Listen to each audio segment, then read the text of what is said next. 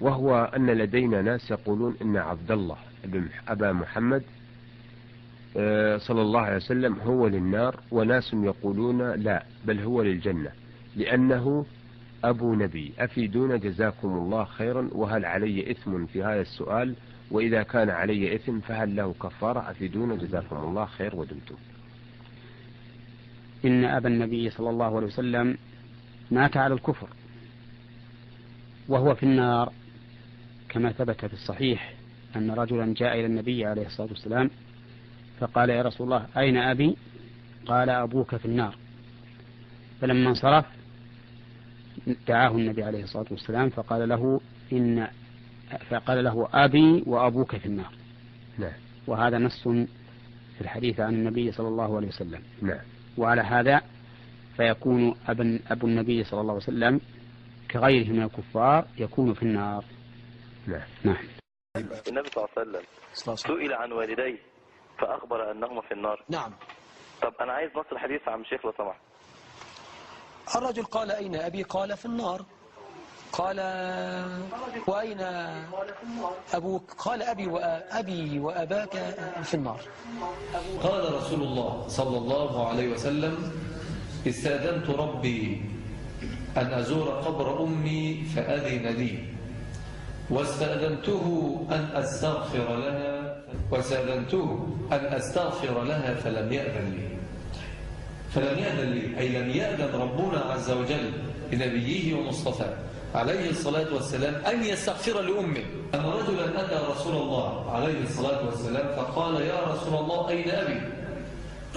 فسكت رسول الله، فسأله الثانية فسكت، فسأله الثالثة فقف الرجل، فدعاه رسول الله فقال: إن أبي وأباك في النار. وإجماع الأئمة على أن أبوي رسول الله عليه الصلاة والسلام كان كافرين. أن أبوي رسول الله عليه الصلاة والسلام كان كافرين.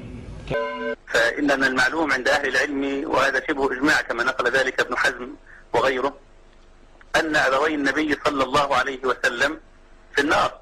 نعم. لما في صحيح مسلم من حديث أنس بن مالك رضي الله عنه أن رجلا قال: يا رسول الله أين أبي؟ قال: في النار. فلما قف دعاه فقال: إن أبي وأباك في النار. وفي الصحيح أيضا في صحيح مسلم من حديث أبي هريرة أن النبي صلى الله عليه وسلم قال: استأذنت ربي أن أستغفر لأمي فلم يأذن لي، واستأذنته أن أزور قبرها فأذن لي، فزوروا المقابر فإنها تذكر الآخرة. نعم. الإمام النووي رحمه الله تعالى لما ذكر الحديث الأول لما جاء يشرحه في شرح مسلم بوب عليه بقوله: باب بيان أن من مات على الكفر فهو في النار، ولا تناله شفاعة الشافعين، ولا تنفعه قرابة المقربين. هو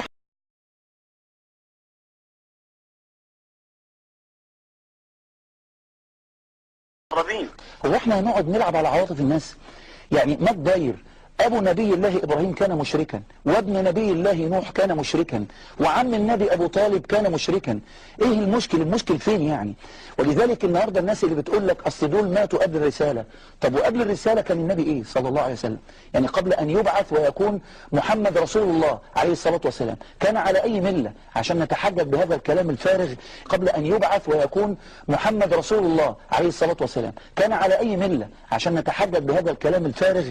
أن يبعث ويكون محمد رسول الله عليه الصلاة والسلام كان على أي ملة؟ عشان نتحجج بهذا الأرض من تحته وجاء أصحابه ينظرون إليه وهو يبكي، فبكى أصحابه لبكائه على فراق أمه، فلما سألوه قال صلى الله عليه وعلى آله وسلم: استأذنت ربي أن أستغفر لأمي فلم يأذن لي، فاستأذنته أن أزور قبرها فأذن لي. أمه ماتت قبل بعثته، ماتت على دين قومها كما أجمع على ذلك أهل العلم. لهذا بكاها النبي، بكاها لأنه علم حالها. أنا ليه بسأل السؤال ده؟ وآسف إن أنا ما كنتش أحب أقول الحكاية دي. أنا السنة اللي فاتت كنت بعمل عمرة وكنت فاتح التلفزيون وأنا في مكة، وبعدين لقيت في فتوى منشورة، في حد بيسأل على التلفزيون، وللأسف مفتي السعودية الراحل بيقول ان السيدة امينة ماتت مشركة وانا في مكة، وبعدين لقيت في فتوى منشورة في حد بيسأل على التلفزيون، وللأسف مفتي السعودية الراحل بيقول ان السيدة امينة ماتت مشركة وانا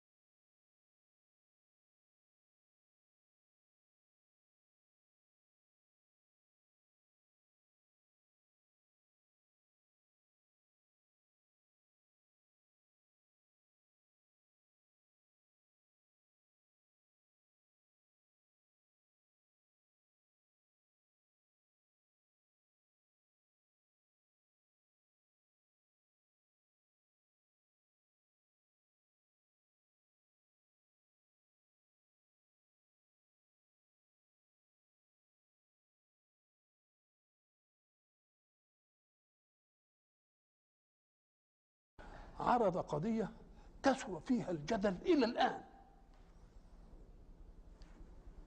الرسول صلى الله عليه وسلم قال إنني اخترت خيار من خيار من إيه؟ من خيار. كده كويس. وقال ما زلت أتنقل من أصلاب الطاهرين إلى أرحام الطاهرات. يبقى لازم ما يكونش في السلسلة بتاعته حد واحد كافر أو مشرك. يقوم ويجي يقول طب ابراهيم ابو الانبياء، منه اسماعيل، واسماعيل منه محمد. الله، طب ايه اللي حصل؟ قال وانتم وابراهيم ما اتبعش ابوه وقلد ووحد وعمل والى اخره، عمل الايه؟ اللي عمله. فكيف تقولون ان ابراهيم اللي هو ابوه كافر ومشرك؟ ده النبي بيقول ازلت انتقل من اصلاب لا احضان الايه؟ الى الطاهرات إلى أرحام الطاهرات، وأنا خيار من خيار من خيار. يبقى مش ممكن يكون أبو إبراهيم كافر، لأن السلسلة بتاعته كده.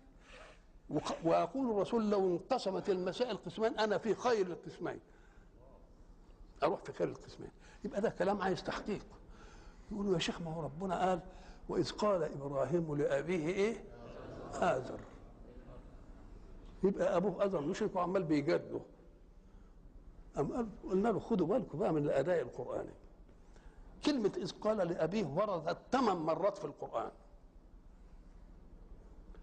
المره الاولى في سوره الانعام،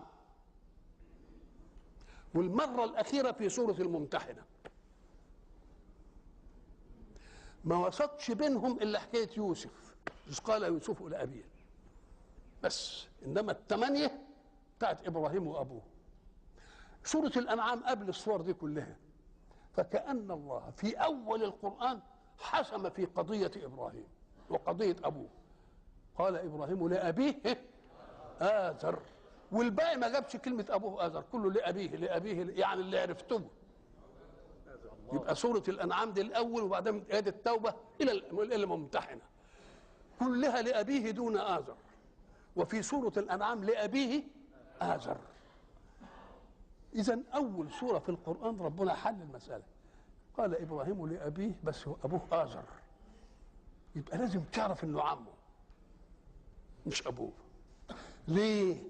قال لك لأن في آية في القرآن أم كنتم شهداء إذ حضر يعقوب الموت إذ قال لبنيه ما تعبدون من بعدي قالوا نعبد إلهك وإله آبائك وإله آبائك. دي جمع ولا مفرد؟ طب اللي بعده إله آبائك إبراهيم وإسماعيل وإسحاق. الله، يبقى آبائك جمع وإبراهيم وإسحاق، وإبراهيم وإسماعيل وإسحاق جمع. قالوا إذا اجتمع جمع في حكم جمع لازم القسمة تبقى إيه؟ مفردة. إزاي؟ يعني تاخد أب اللي هو إبراهيم أدي واحد، وأب اللي هو إسماعيل، وأب اللي هو إسحاق. فإذا كانوا الثلاثة دول اللي هو بيقول عليهم دول إبراهيم وإسماعيل وإسحاق دول آباء. آباء مين؟ يعقوب. طب ده الآباء ده إسماعيل أخو إسحاق، وإن كان إسماعيل هو الأب يبقى إسحاق ما يبقاش أب، ما يبقوش اثنين. ما دام إسماعيل هو الأب يبقى إسحاق مش هو الأب، إنما هو عمله أب، عمل مع إن إسحاق أخو إسماعيل. فإذا كان الأب إسحاق ما يجيش ما يدخلش إسماعيل، وإذا كان الأب إسماعيل ما يدخلش إسحاق. يبقى لازم تقول واحد منهم أب اللي هو إسماعيل خلاص، وإسحاق برضه أب. الله، طب ده إسماعيل أخو إسحاق وده أب وده أب، إزاي تيجي؟ يبقى لازم تفكها بإن واحد منهم عام، إسماعيل ودي وإسحاق عام. أم قال إيه؟ ولذلك جاء في أول سورة من القرآن يتحدث فيها عن إبراهيم والعملية، يقول إبراهيم إذ قال إبراهيم لأبيه آزر. نبه إنه لأبوه مين؟ ونحن في استعمالنا هب أن واحدا جاء فسألك أبوك موجود؟ يبقى بيعني مين؟ يعني الأب الحقيقي. إنما لما يكون غير الأب يقول لك أبوك محمد موجود، لازم يجيب الفاصل. يبقى إذن الفرق بين أبوك وأبوك محمد. ما دام تجيب العالم بعد الوصف دي يبقى معناه إنه مش الأب. أبوك تبقى دي تنصرف إلى الأب. أبوك قال لي كذا وكذا، لكن أبوك محمد قال لي كذا، يبقى مش أبوك الحقيقي، يبقى عمك. يبقى وإذ قال إبراهيم لأبيه آزر، ما دام آزر جد بعد البتاع دي يبقى عمه.